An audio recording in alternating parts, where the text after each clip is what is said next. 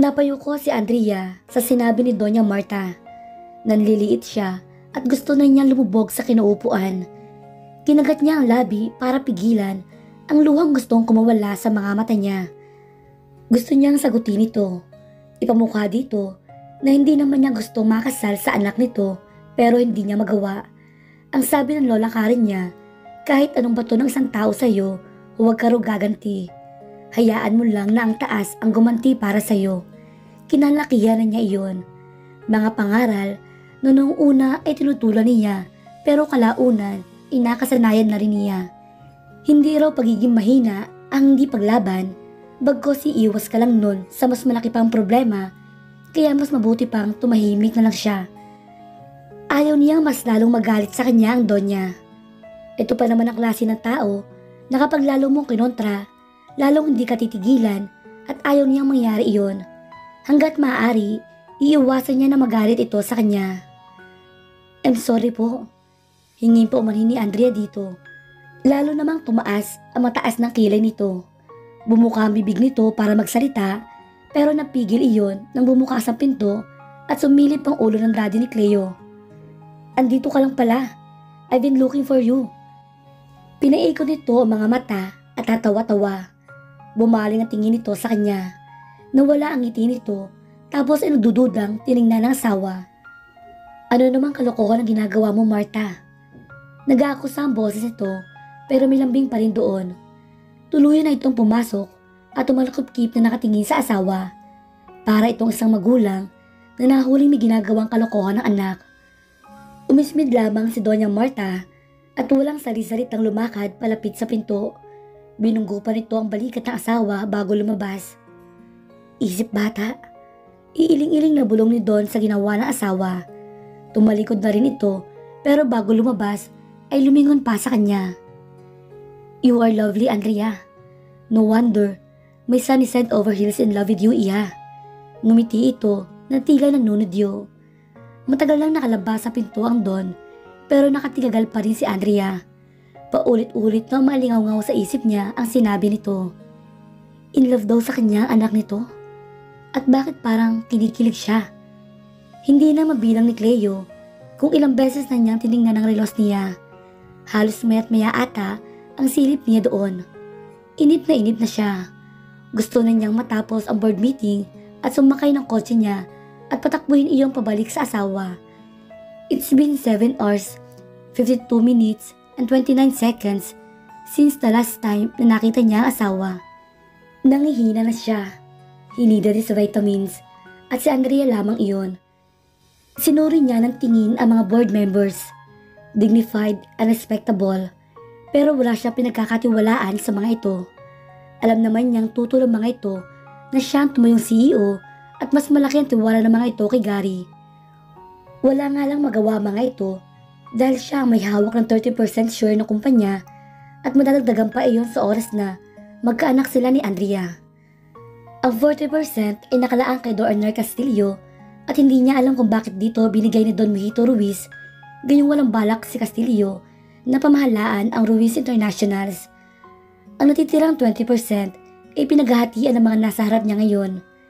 Nang mawala si Don Mojito Ruiz, ay nag-iwan ito ng last will na ang 80% share nito sa kumpanya ay paghahatian ng lolo niya at ni Don Arnel Castillo. Ang lolo naman niya ay kinausap ang dalawang anak nitong lalaki, ang papa niya at papa ni Gary. Sinabi ng lolo niya na ang share na nakuha nito sa matandang Ruiz na matalik nitong kaibigan ay pinamana nito kung sino ang magpapakasal sa apo nito. Nabigla siya nang malaman na si Andrea ang isa sa apo nito na kailangan nilang pakasalan. Ang ina ni Andrea ay anak sa labas ni Don Ruiz. Hindi raw nagkaroon ng pagkakataon na kilalanin nito ang anak dahil na rin sa asawa ng Don.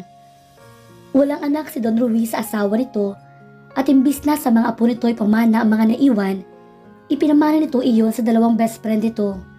Kung bakit ay hindi pa malino sa kanya. Pero mahinala na siya. Sa tingin niya, inaatasan ng Don ang lolo niya at si Don Arnel na ipakasal ang isa sa mga apo nito sa mga apo ni Don Ruiz. Hindi malabong mangyari iyon dahil sa pagkakaalam niya, magkakababata ang tatlo at halos magkakapatid na ang turingan ng mga ito.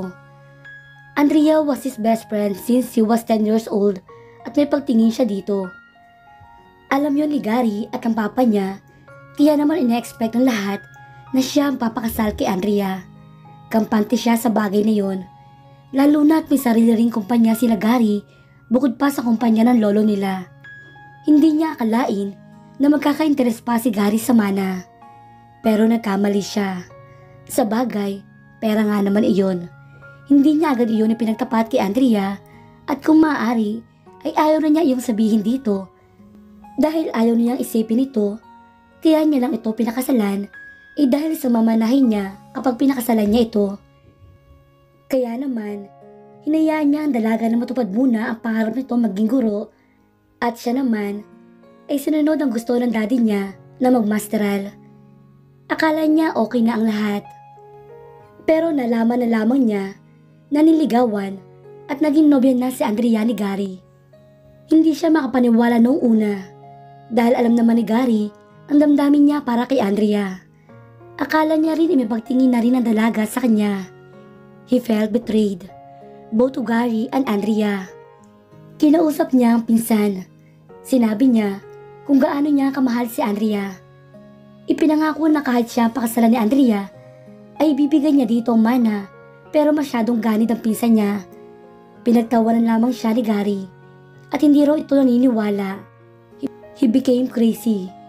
Hindi niya kayang tanggapin na may ibang aangkin at magmamay-ari kay Andrea. So he did what he did. Pinilit niya at brinakmail si Andrea. Wala na siyang pakialam kung kamuhian siya nito.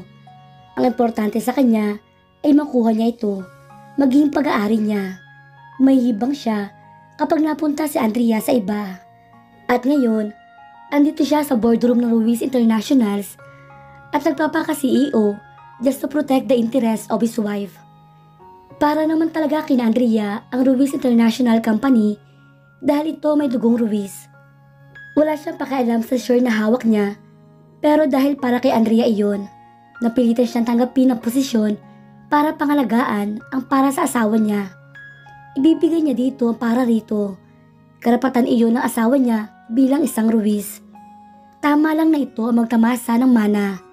He deserved everything money could buy. Jeric, tawag ni Cleo sa sekretary niya. Bata ito sa kanya ng 2 taon. Masipag ito at magaling sa trabaho at ang importante sa lahat, subok niya loyalty nito sa kanya. Agad itong lumapit sa kanya. Sinanyasan niya itong yumuko at ginawa naman ito. Bumulong siya dito. Tumangu-tangu ito saka mabilis na nagpaalam. Ibinalik niya naman uli ang atensyon sa meeting. 7:00 na pero wala pa rin si Cleo. Mag-isang kumain ng hapunan si Andrea kanina dahil umalis sa mga biyanan niya. Tinanggal na rin niya ang denim dress niya pero iniwan niya ang t-shirt ni Cleo saka nagsuot ng cotton short. Nasa library siya ngayon, nakarugtong ng kwarto nila. Naisipan niya magbasa-basa ng mga libro doon. Namimiss na niya magturo. Kailan kaya muli ako makakabalik sa pagtuturo? Papayagan kaya ako ni Cleo? Siguro naman papayag siya. Alam naman niya kung gaano kaimportante sa akin ang pagtuturo. Nasa ganoon siya ang pag-iisip nang bumukas ang kabilang pinto. Wala sa loob na napangiti siya nang makita ang asawa. Kung hindi niya lang napigil ang sarili, baka tinakbo niya na ito at nilundag ng yakap. Napakagatlabi si Andrea. Mukhang sobrang na-miss niya ito kahit buong maghapon lang itong nawala. Ano bang nangyayari sa kanya? Hi! Nakangiting bati ni Cleo saka lumapit sa kanya sa couch at tumabi. Hinalikan siya nito na puno ng pagmamahal. Napakapit naman siya sa batok nito at buong pagmamahal na tinugon ang halik ng asawa niya. Natigilan si Andrea. Kumalas siya dito at ang lalaki ang mga matang tumitig dito. Ang bilis ng tibok ng puso niya. Nagtataka naman si Cleo nakatingin sa kanya. Mahal ko na bang lalaking ito? Tanong niya sa isip. Napalunok siya. Wala naman siguro masama kung matutunan niyang mahalin dahil asawa naman niya si Cleo. Baka naman dalalaman ng pagkainip kaya kung ano-ano ang nararamdaman ko. Hey, what's wrong? Okay ka lang ba? Tanong ni Cleo. Ha? Wala. Nag-iwas siya ng tingin dito. Kumain ka na ba? Tanong na lamang niya dito. Medyo naiilang siya sa titig nito. Para bang nakikita ni Cleo ang nasa puso niya. Hindi pa nga eh. Humilig ito sa balikat niya na parang bata naglalambing sa ina. Ipaghahain na kita. Hindi niya mapigilan ang bilis ng tibok ng puso niya. Kahit kay Gary, hindi niya maramdaman ng ganito na parang may nagkakarera sa loob ng puso niya. T-shirt ko ba to? Anito.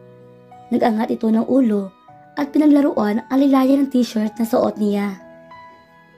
Oo. Sorry ha. Bagay sa'yo, Andrea. Saad ni Cleo at ngumiti ito pagkatapos ay dinampian ng halik ang mga labi niya. Pero kahit ano namang isuot mo ay bagay sa'yo. Kahit atabasahan bagay pa rin sa'yo, Andrea. Napatitig siya sa mga mata nito. May kung anong emosyon doon na humaplo sa puso niya. Kung tingnan siya nito, parang siya na ang pinakamagandang babae sa mundo. Posible kaya na mahal din siya ng asawa? May katugong kaya ang nararamdaman niya dito? Siguro naman pwede siyang umasa. Dahil bakit siya nito pipilitin magpakasal dito kung wala itong nararamdaman para sa kanya? Hinawi ni Cleo ang buhok niya at tinitigan ang mukha niya sa paraang parang kinakabisado iyon. May regalo ako sa'yo. Excited na sabi ni Cleo. May kinuha ito sa bulsa. Isang susi. Inabot ito iyon sa kanya. Para saan to, Cleo? Takang tanong niya dito. Key to your car. Para kung di man kita masundo, may magagamit ka sa sasakyan papasok sa school. Nanlaki ang mga mata ni Andrea. Hindi dahil sa binigyan siya nito ng kotse, kung hindi dahil sa sinabi nito. Papayagan mo akong bumalik sa pagtuturo? Excited na tanong niya dito. Nagniningning naman ang mga mata niya. Oo naman. Alam ko mahal mo ang pagtuturo. At pangarap mo iyon kaya hindi na niya pinatapos ang sasabihin ni Cleo. Hinawakan niya magkabilang pisngi nito at hinalikan. Nagulat naman ito pero maya-maya pa ay tumugon din sa halik niya. Nang maghiwalay ang mga labi nila, ay habulin nga sila pareho. Nakangiting tinitigan niya ito. Maraming salamat, Cleo. Sobrang mo akong pinasaya. Puno ng sensibilidad na sabi niya dito. Lumambot naman ang ekspresyon ng mukha nito. You don't have to. Ibibigay kong lahat ng gusto mo, Jazz.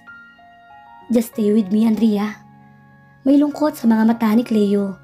Ang boses nito ay puno ng pakiusap. Niyakap niya ito. Parang may kumurot sa puso niya sa nakikitang desperasyon dito. Hindi na nito kailangang makaawa sa kanya. Mananatili siya sa tabi nito dahil asawa na niya si Cleo. Don't leave me, Andrea. Basag ang boses ni Cleo at umigpit ang yakap sa kanya. Hindi na mangyayari yung Cleo. Pangako niya, saka niyakap ito na mahigpit. Promise? Parang bata na tanong nito. Napangiti naman si Andrea. Pangako, Cleo. Nakangiting saad pa ni Andrea. Labis naman ang kasiyahan ni Cleo ng sandaling iyon. Iyon na ba ang simula ng magandang samahan ng mag-asawa? At dito na po nagtatapos ang kabanata ng ating kwento. Please like, share, subscribe for more updates. Maraming salamat po.